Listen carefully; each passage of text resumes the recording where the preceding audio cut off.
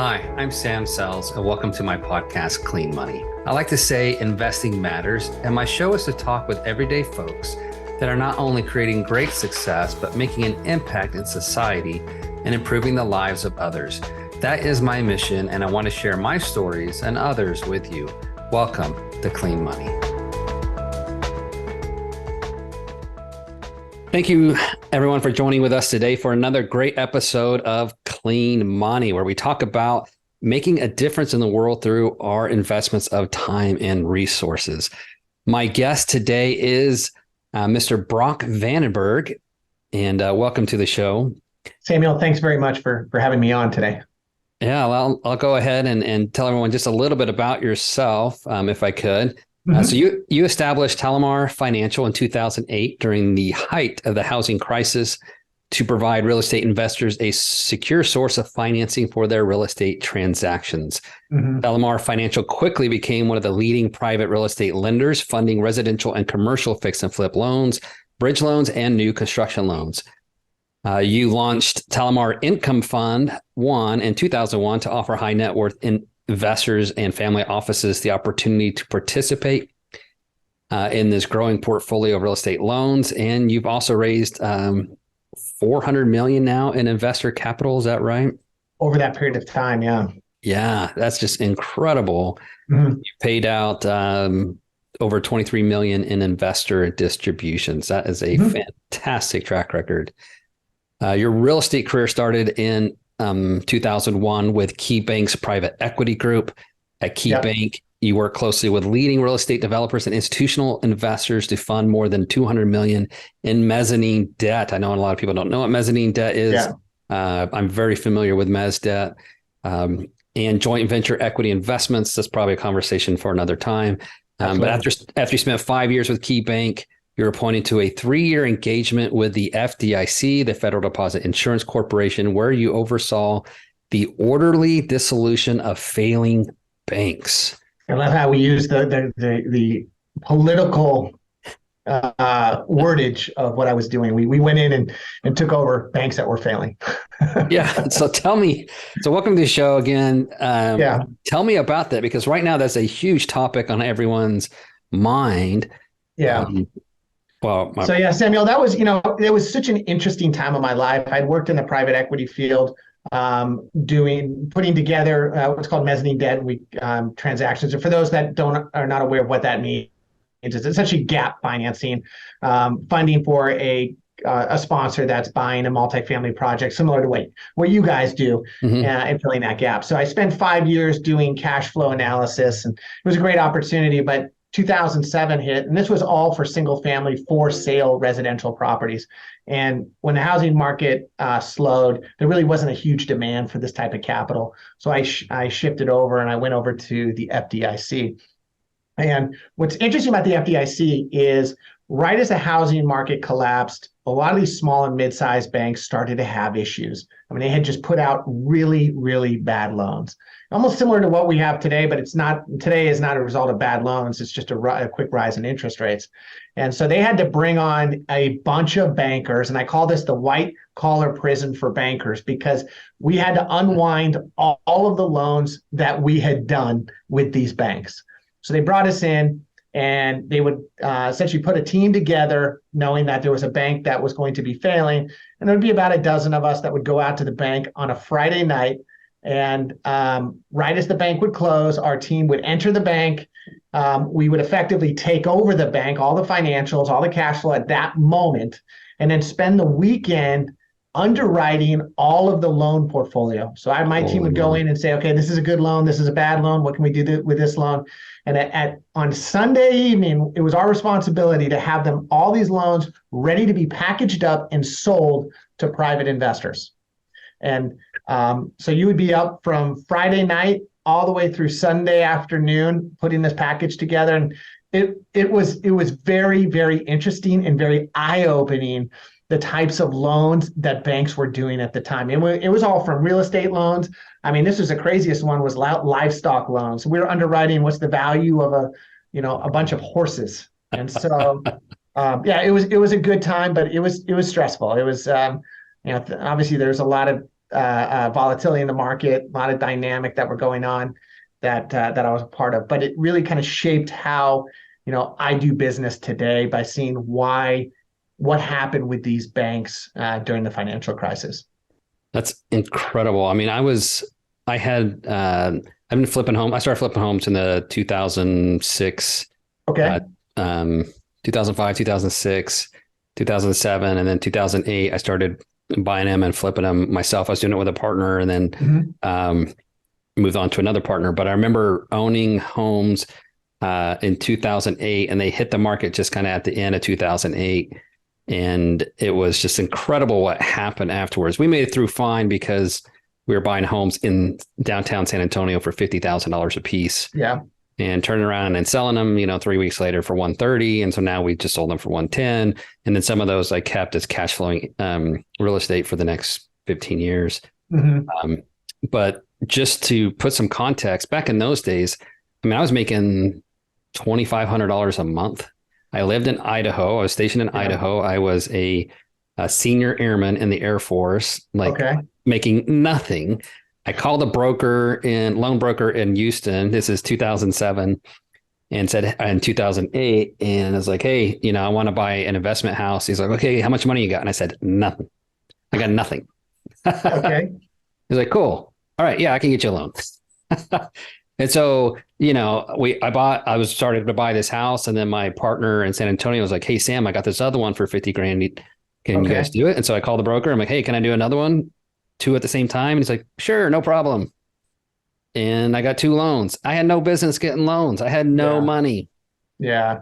No, that was the time back then. And obviously things have adjusted pretty quickly. But, if you followed through and continued to buy homes during that period of time, especially here in San Diego, I mean, you could buy homes at, 50 cents on the dollar quite easily. And if you had held on to those, I mean, they're great cash flowing investments today. Yeah, I mean, I remember one of those, I probably refinanced 5 or 6 times over the next 10 years and pulled out cash every single time. It was great. It's just small. So now, we do much, much bigger deals now. So I always recommend this. If there's a great interview on 60 Minutes. If you just do a Google search for FDIC and bank closure, they do a 15-minute spiel on exactly the FDIC going into a bank and closing it down. They had filmed it when I was there. Super interesting. I highly recommend that video. I'll look it up and make sure we put it in the show notes. Yeah. So our listeners can take a look at that. So that's what an incredible experience. Yeah. And I know. And again, the takeaway that I got from that is, again, many of these banks were having made significantly bad loans. So the fascinating thing, again, I go back to my time at the FDIC and spending the hours and days of underwriting the loans that were made at the time. And you really saw a couple of kind of main issues. Number one, when the banks were underwriting loans, they were more concerned about the relationship with that client than they were with the actual dynamics of the loan, which is why they started to take more and more risk to retain that client. And at the end of the day, that's what brought them down. So it was the loan selection that they had. And then number two, what was interesting about the FDIC during that time is there was never any loss to depositor money. And that's what's important for people to understand, is that the FDIC has done a really good job. As much as the media wants to portray that they're not doing a good job, they have gone in and have doing exactly what they're required to do, which is to protect depositor capital. So during that period of time, and even if you look at Silicon Valley Bank, all depositors have always received 100% of their money that they had on deposit in the bank. And that's what's most important. Thank you. And thank you for putting that context and clarity out there, because in the political world, they like to vilify, right? So the way that you stir up the masses is you do an us versus them mentality. Mm-hmm. And I've seen this happen. I mean, we've all seen this happen in with politicians, because they're trying to get your dollars, they're trying to get your vote. And so they could be best friends. We've seen that stuff too, right? Like, oh, I love the Clintons, but on the show, like, I hate them and they're terrible. Yeah. But we go play golf afterwards. So it's like, it's all a show. at the end of the day, it's all a show, right? It's all a show. But one of the things I love is that, like, in reality, what happens, like, look at their works, not what they're saying. And so what are they doing? The FDIC is working their guts out. And when I worked in DC for a time, like, I grew up in Oklahoma and Texas, I, hated, the politicians in DC, and they hate everyone. But when I went and worked there, I found out that there's just incredibly smart people who care a ton for America. They're patriots. They're working their guts out. They're trying as hard as they can to work inside of a really screwed up system. Mm-hmm. And so I appreciate that. Yeah. And, the people that I worked with at the FDIC, very intelligent. They all had very, long history of banking background.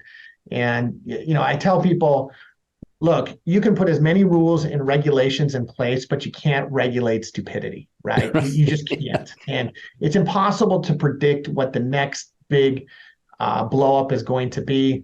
I think in this case, we knew interest rates were going to go up. Banks had been investing in, medium-term assets that maintained low yields, which, when as interest rates went up, the value of those assets they had on their books went down. Probably should have been able to recognize that. But look, this is business, and it's going to open up the opportunity for something else to fill the void that they had left. So, and it cleans the system out of bad actors, and we move on. And, again, everybody's got their deposits, and everyone, keep moving forward.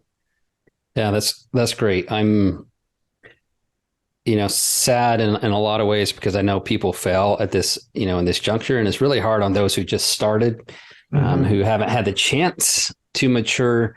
But like you said, it's like, these are things that should have been stabilized a long time ago, but the incentives weren't aligned.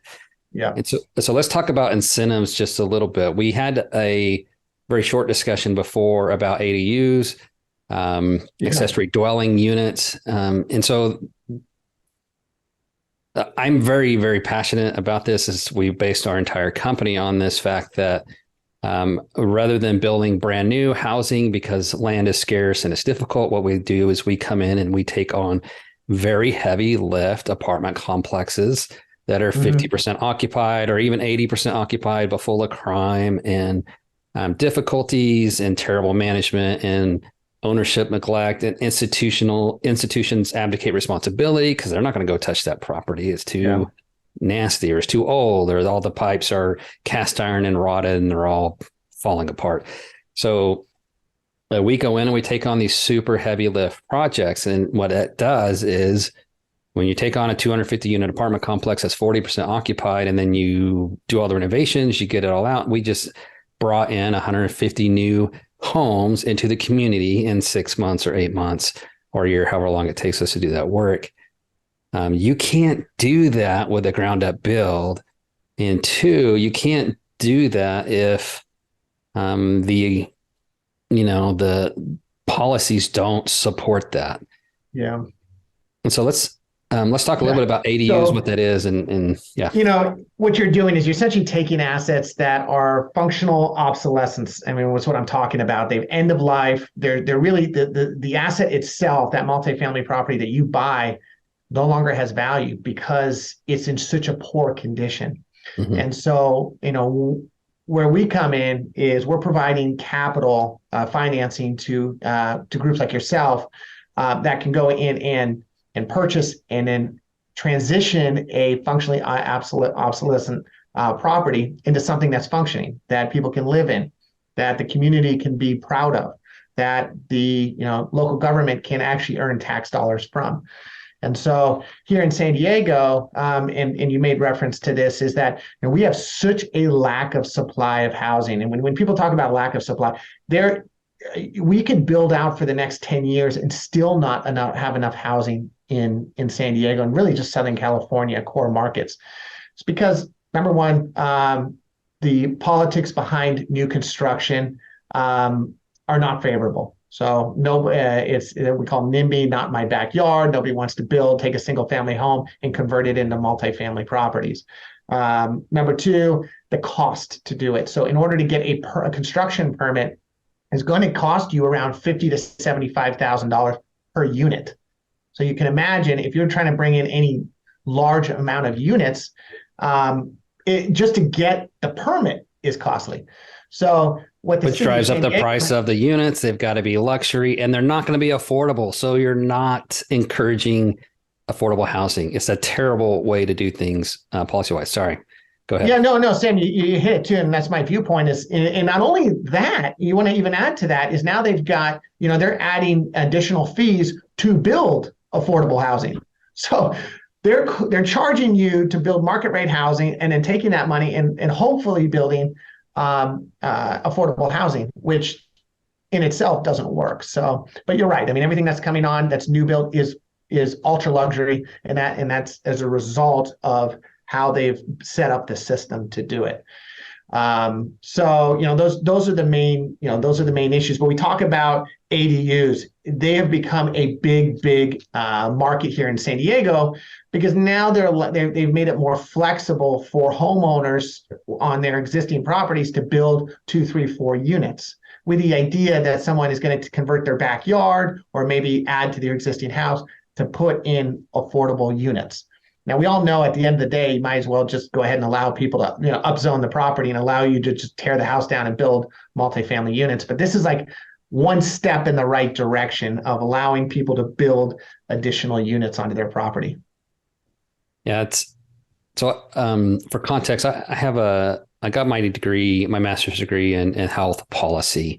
Okay. Focused on global health, doing a lot of global health, did that for a little over a decade, but working with, in some of the most impoverished countries in the world with their policymakers and like, what are they doing and how they are aligning incentives. And, and it really over the years, I learned that it's just really, with policyholders, like, how can you make a little bit more money, bro?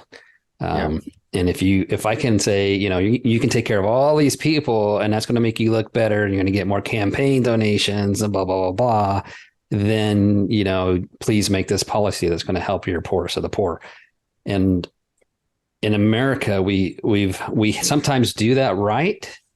Sometimes we go in the right direction with opportunity zones, but then what we end up doing is creating an opportunity zone that's just gentrified and it pushes out all of the lower socioeconomic classes. And they make the investment so complex that the only people that really can even take advantage of this are institutional investors. Right. And so guys like me don't exist or hardly exist because it's super difficult. Mm-hmm. It's super difficult. And then I finished the project and now my taxes get doubled because now it's worth more. And I'm like, I just created 300 units in this neighborhood, clean, safe. There's no more cops. There's no more this. We have after school programs, which is the number one deterrent of crime is after school programs. We don't walk around with guns. We don't have security patrolling at night. We don't need to anymore because we have governance and all these other things. And now we have a clean, safe community and health outcomes are better. Educational outcomes are better. It improves the schools. But yet the policymakers are like, well, that doesn't make me much money. Yeah. No, and I think, Sam, you're doing it right by educating. I mean, I think if you're a politician, and I won't say politician, I mean, someone that really truly is in government should really be focused on educating the public in terms of like really what's best practices. I get it. You own a house. You don't want a multifamily property to be built right next to your house. I understand you have some self-interest involved and you're going to vote that way. But you also have to understand, look, we're dealing with a real crisis here, and that's housing. And I'm talking specific Southern California, and that's housing. And so let's educate the public on really what are we trying to accomplish. We're not just trying to make, if you're in San Diego, you have a big thing against LA just because you think it's some big, massive concrete, megalith of a city, and you just try to keep a different look. But you can do that. You can bring multifamily, you can bring more housing in a smart way that you don't just have oversized freeways. Right? Or, cars parked, no parking available, that type of stuff. You can build smart housing, smart communities. It's just a matter of educating the public on how it can be done right. Yeah. And stuff like this, like podcasts like this, educate people on that. So. Yeah, thank you. Brog, you're 100% right. It's that education and the light bulb goes off and we realize we can make a difference. And sometimes you realize, oh my goodness, what I'm doing is impact driven. Like what you are doing is impact driven. it's also a great, gets a really good financial return. You're able to provide your investors with a lot more than just, improving their bank account. You give them the sense that they are really making a difference. And to me, why not live a life of meaning? I don't know if you read Viktor Frankl's book, but we can live a life of meaning and we can be successful and abundant in the process. The two are intertwined. Yeah. You can't have one without the other. If you're not investing in the thought process that you're making somebody else's life or something better, you're not going to be successful. If you're investing purely thinking that, you're going to just enrich your pocketbook and somehow that's going to result in being richer, doesn't work. It doesn't work. Right. So I love what you're doing. Good point. I love what you're doing. So tell us now what you are doing today, and talk about your funds and how you're raising capital and what you're raising capital for. So our client base, the people that we're lending to are people that are buying single family, multifamily, maybe commercial properties that they're looking to reposition. So exactly what you're doing. So they're going in, they're buying a house. Let's just say they're buying a single family house. We've all seen Flip This House show, that type of stuff. All of those individuals use what we call private lending or hard money lenders to fund their projects. Banks are not interested in funding their loans. They're too risky because you got an investor going out and rehabbing a house. They're short term, so usually only like 6 to 9 months.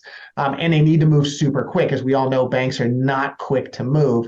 And so these investors have to go to the private lender community. Now, this private lending market where people go, Bloomberg, it was interesting. I read an article about a couple of weeks back. They called it the shadow lending industry. And I never understood, we're not a shadow lender. I actually had an investor call me up, said, Brock, are you the shadow king now? And that's not the case. This isn't somebody going out, a hard money lender going out if someone's not buying or not paying on their loan that you're breaking a knee or something. It functions as the capital for most people that are buying investment opportunities. They have to go to the private lending industry. That is what we're focused on, providing capital liquidity to that marketplace. And we do that by raising capital through our mortgage fund. And just like you if you were to deposit your money in a bank and your bank gives you interest income they should be, they don't really, but they should be giving you interest income on your deposits. We do the same thing. You're depositing into a fund. That fund is a basket of loans that have been given to these loans, lent to investors that are buying up these properties to renovate them. So you, the investor in that fund, are investing in a basket of short-term loans that pay monthly income, just like a bank would. Deposit your funds with a bank, that bank lends it out, they make interest income on your money, they give you a portion of it, and they make a profit on a piece of that. So that, in a nutshell, is what we do. That fills a huge gap in the economy. Banks. So we use a lot of private lenders. We've used very terrible private lenders as being, they're just not very good humans. And you don't know that till sometimes you get into a deal with them and you see kind of the nonsense that they try to pull. Yeah. And we've used really, really good private lenders who care. And, at the end of the day, it's still business, but at the end of the day, you don't have to be a bad human also. Right. And it fills, and even, talk about filling a void. Even today, it's even a bigger void with banks and the troubles that they have really scaled back on the lending that they do because they're trying to build liquidity on their balance sheet. They don't want to be the next Silicon Valley Bank, Signature Bank. They don't want to be the First Republic Bank, the next one. So they're creating liquidity on their balance sheet. So for a lot of investors, it's become increasingly difficult to go to the banks to get financing. So that's what's opened up this huge gap in our marketplace. That's it. I think, it's a huge gap. I can't express how big of a gap it is, particularly for those of us who take on these heavy projects. Sam, you do the hard work. You're the one actually out there finding the opportunities and swinging the hammer and making these things, execution and making these things happen. We just write the check. Yeah, love it. It's a beautiful partnership. So, it's interesting. You said like you've worked with good ones and bad ones. And, if you were to tell me kind of the private lending industry, how is it structured back, prior, let's say 2000, prior to the financial crisis, it was a really fragmented industry. You had a lot of mom and pop investors that would, put up $50,000 to lend to an investor to buy a house, right? And it just kind of this one-off transaction. There was no, there was really no industry around it. But after the financial crisis, especially as banks literally were closing, this idea, this institutional hard money lender came around, where people that like there's real rules and regulations around it. People could invest in these short-term loans and portfolios. And then you had right about that time is you had huge private equity funds getting into this. Goldman Sachs has their own private lending arm. Blackstone has theirs. Nomura Bank owns one of the biggest ones in the country, private lender. So you started to have institutional capital come into this and really add I usually want to use the term like professionalism maybe to it. And so that has allowed or brought in more interest to invest in this portion of the industry. It's just, when we talk about, raising a capital fund as we have right now, we run a mortgage REIT. We would have never created this idea of a mortgage REIT, of people investing in a mortgage REIT prior to the financial crisis. But all of these rules and regulations resulted in banks having to be more conservative on their lending, opening up this opportunity for the private lending industry, and then making it, again, a more professional, like real industry that people can invest in. So I've heard criticism of this. It's like payday loans, right? It's the criticism that, the interests are too high. You're taking advantage of this class of folks. And look, I mean, for me, it's worth it to pay extra because in one of our deals, I just gotta, we got halfway through a project and we've already created $6 million of equity in the project, right? So is it worth it to me to pay an extra $200,000 a year for 1 or 2 years to capture $6 million of equity that I just created? Yeah. Not to mention that we're still only halfway through the project. So I still have another probably 3 or 4 million to create in the next 6 months or 8 months. Is it worth it to me? Absolutely. Can I get that loan from a bank? Probably not. Yeah. And yeah. I mean, you bring up a good point. The payday loans is such a different dynamic, different industry. I mean, the people that are taking advantage or utilizing private lending, again, good credit, very bankable individuals. It's just the system isn't set up for them to use traditional financing to do what they're doing. And you make a good point. Is like, look, you're willing to pay a little more for a private money loan, but what's the lost opportunity cost if you were not? Right. I mean, this is the cost of doing business. This is the cost of taking advantage of those opportunities. Yeah, absolutely. And so you guys, how do you underwrite your operators or the people that you're investing in? Yeah. I mean, number one, we're focused on financing real estate investors and operators. So this is not a program for people that are going to buy a house and live in it. So there's no owner occupancy kind of target here. This is for individuals, Sam, like your company, that goes out and repositions assets. So, things that we're looking for, we're a Southern California lender. I like lending on a local level. I like to know the market. I like to know the product type. I like to know the borrower. We want to see a borrower that's got some experience in what they're doing, that have good credit and cash flow. So as a private lender, you're not, as you're aware, you're not going in and you're doing income ratio on the borrower. You're not doing massive financial, underwriting of the borrower themselves. You're more focused on the asset itself, which makes that underwriting process much quicker, being able to get an approval much quicker and fund much quicker. But you want to make sure that this borrower has what it takes to get the project done, right? The last thing a private lender, and I know this is all another misnomer, is the private lender wants to take over the property. I do not want to take over a property. Number one, it's very time consuming and especially here in California, very costly. So it's going to take me 6 months to foreclose on a property. If a borrower doesn't perform, there's probably going to be litigation. And then even when I do take the property, and this is California for you, they don't even give you the property once you've foreclosed on it. You have to wait 45 days for a potential nonprofit to buy that property from you.